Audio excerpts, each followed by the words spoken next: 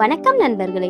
இன்று நம்ம யார பத்தி பார்க்க போறோம் அப்படின்னு பாத்தீங்கன்னா, விடாமுயற்சியோடு இறைவனை நம்பிய ஒரு பெண், துன்பத்தை தாங்கியும் புனிதையாக உயர்ந்தவர். அவள்தான் தூய ரீட்டா.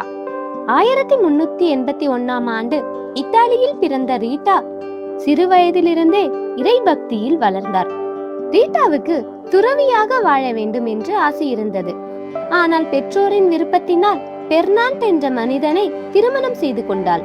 ரீட்டாவின் கணவர் மிகவும் கோபக்காரர். ரீட்டாவை அடித்து துன்புறுத்தினார். ஆனால் ரீட்டா பொறுமையாக ஜெபித்தாள். இறுதியில் அவரது கணவன் மனம் மாறினார். சில காலத்திற்கு பிறகு அவரது கணவன் கொல்லப்பட்டார். அவரது 2 மகன்களும் பழிவாங்க நினைத்தார்கள். அப்பொழுது ரீட்டா, என் பிள்ளைகள் பாவத்திற்கு விழாதபடி காப்பாற்றுங்கள் இறைவா என்று அழுது கொண்டே ஜெபித்தார்.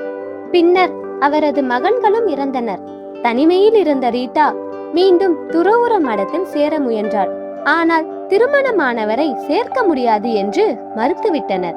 அப்போது ரீட்டா தூய அகுஸ்தினார், தூய யோவான், தூய நிக்கோலாஸ் ஆகியோரிடம் விடாமுயற்சியோடு மன்றாடினார்.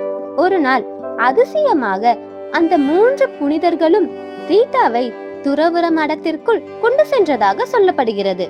அதன்பின் ரீட்டா ஜபம், தவம், நற்கருணை, பக்தி ஆகியவற்றில் சிறந்து விளங்கினார். இயேசுவின் முள்முடியில் இருந்த ஒரு முள் அவரது நெற்றியில் பதிந்தது. அந்த வேதனையையும் அவர் இறைவனுக்காக ஏற்றுக்கொண்டார்.